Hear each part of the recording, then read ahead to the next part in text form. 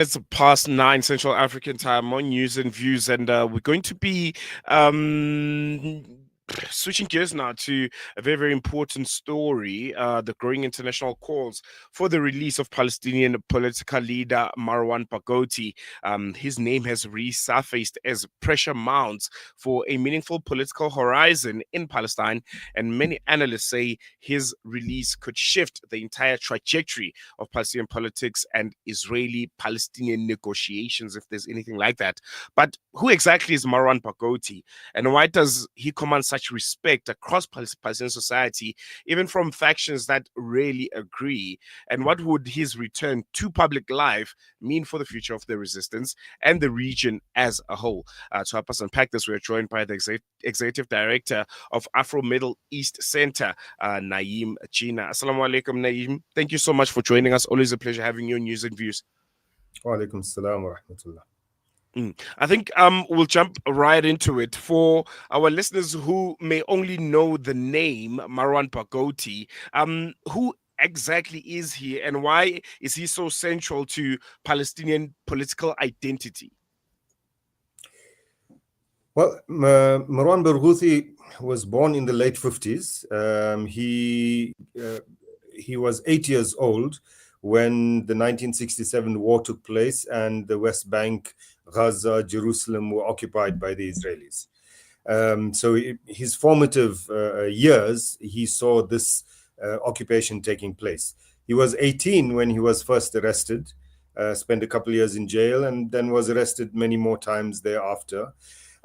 He was quite centrally, he was exiled to Jordan for a while, and then returned to Palestine in 1994 as a senior leader in Fatah.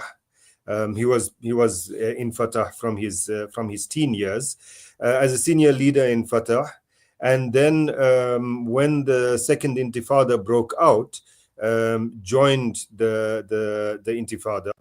There's dispute about whether he was centrally involved in one of the armed factions of Fatah, the Al-Aqsa Martyrs Brigades. He denies that he was a kind of directing influence of the Al-Aqsa Martyrs Brigades. The Israelis claim that he was, but he was then arrested and sentenced to 5 terms of life imprisonment. Has been in jail ever since. There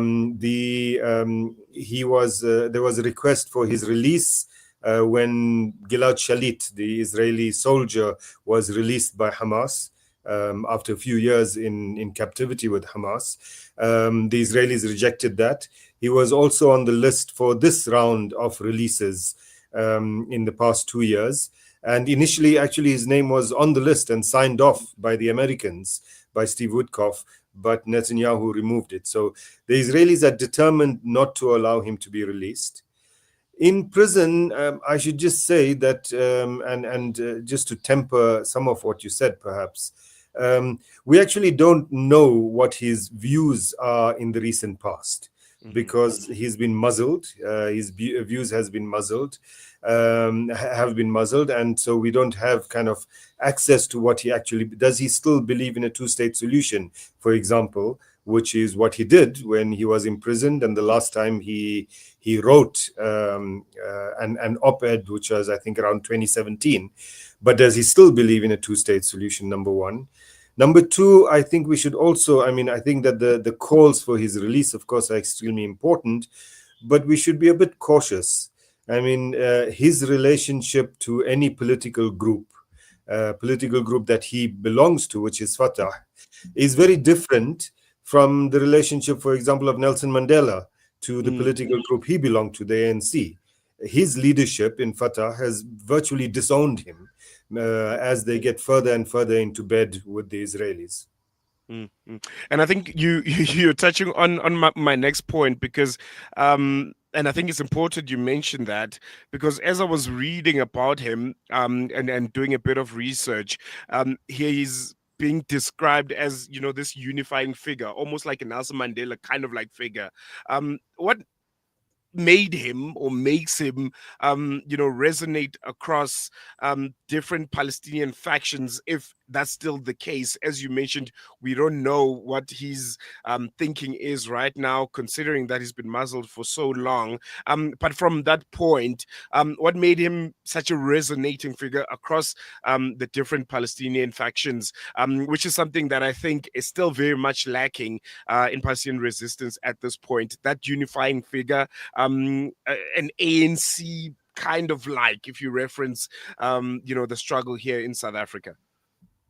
Well, first, of course, let's not make the mistake of thinking that the ANC was a unifying party or Mm. Mandela was a unifying figure. I mean, the liberation movement in South Africa was divided along various lines, Yes. and not all of them accepted the ANC or Nelson Mandela. But that's besides the point. Look, the one thing is that the political prisoner in Palestinian society and in Palestinian imagination holds a very kind of elevated status. And with Marwan Barghouti, it's someone who has 5 life sentences, and that kind of puts him in the, if I can use an ill-advised term, in the kind of prisoner elite, if you like. So that's the one point, that there's this kind of great and high regard for prisoners in Palestinian society across the factions, except those that collaborate with the Israelis, of course. Secondly, that within the Palestinian prisoner community, there's a kind of prisoner movement. I mean, they actually active in terms of political ideas, etc., consulting with each other in various ways. The prisoner's letter from about 10 or so years ago was very important in articulating a Palestinian position about where things were and where things should be going, etc. So there's that kind of movement within the prisons. And those prisoners are then regarded as being an important political player. And Barghouti is one of the seniors in that group. So for all of these reasons, of course, he will, if he remains in jail, every time there's a prisoner exchange, he will be top of the list for Hamas or whoever else it might be, because he is, in a sense, revered. Whether he is able to pull groups together, unify groups when he comes out, that depends on the different groups. I think that groups such as Hamas, the PFLP, the DFLP might be willing to accept him as a kind of compromise leadership figure that can pull everyone together. I'm not sure that Fatah, his own party, would be as willing. I mean, it seems that people in Fatah, the leadership of Fatah, at least, not the rank and file membership, the leadership in Fatah would rather have him stay in jail, because if he were to be released, his leadership and his kind of iconic status would be a threat to Mahmoud Abbas and the current leadership of Fatah. So yeah, I mean, there's that potential that if he were released, he could play that kind of a role, and he would be accepted in playing that role by many groups. But as I say, the one thing is, what exactly are his political views? I doubt very much that he has given up on the idea of resistance. That I'm pretty sure of. But on one state, two state, etc., we unsure. This is a almost difficult question to ask, but I think it's very, very important because, you touched on the different factions of Palestinian resistance. Could one of the weaknesses of Palestinian resistance be how factionalized the different groupings and organizations are, whether it comes to ideology or it comes to how the resistance should play out? Could that be named as one of the weaknesses? There's no, almost as you said, a compromised, agreed upon by everyone kind of leadership and modus operandi of some sort.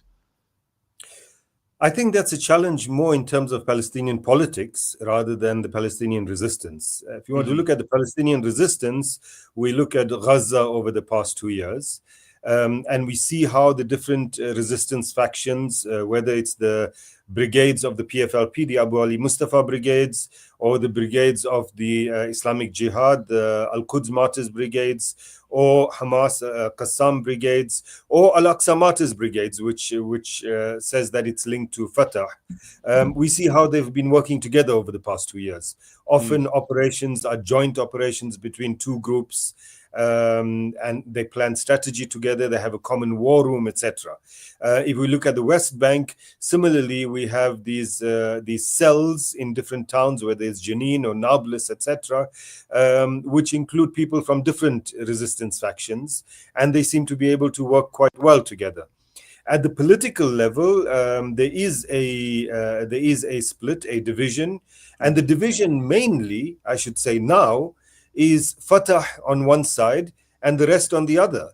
I mean, even some of those that are part of the PLO, the PFLP, DFLP, the Palestinian National Initiative of Mustafa Barghouti, for example, they all meet together with Islamic Jihad and Hamas, and talk about the future. But Fatah refuses, and that's basically because they have a dictator over them, Mahmoud Abbas, who has set himself up as leader of Fatah, leader of the Palestinian Authority, leader of the PLO, and decides who else would be in the PLO, etc. So at a political level, there is that kind of disjuncture, mhm, because the one spoiler in the whole thing is the one that controls the official structures. But with the others, I mean, the PFLP is a Marxist organization.